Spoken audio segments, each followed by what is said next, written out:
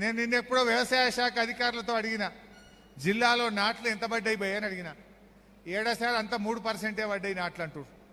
అరే జూలై వచ్చింది 3% ఏందయ్యా అంటే కాలం కింది మీద కనబడుతుంది.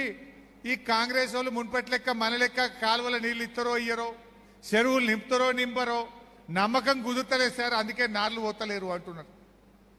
ఇగో ఇది వీళ్ళ పరిస్థితి.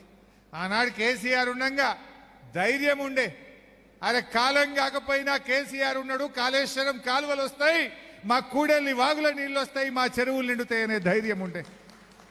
ఈ కాంగ్రెస్ వాళ్ళు దాన్ని కూడా ఎండబెట్టే పని చేస్తున్నారు.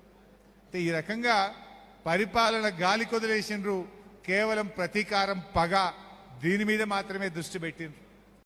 నేను నిన్న ఎప్పుడో వ్యవసాయ శాఖ అధికారులతో అడిగిన, జిల్లాలో నాట్లు ఎంత పడ్డాయి భయ్య అని అడిగిన. ఏడాసారి అంతా 3% పడ్డాయి నాట్లు అంటారు.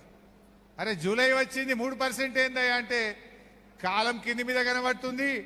ఈ కాంగ్రెస్ వాళ్ళు మున్పటి లెక్క మన లెక్క కాలువల నీళ్ళు ఇస్తారో ఇయ్యరో, చెరువులు నింపుతారో నింపరో నమ్మకం కుదురుతలేదు సార్, అందుకే నార్లు పోతలేరు అంటున్నారు.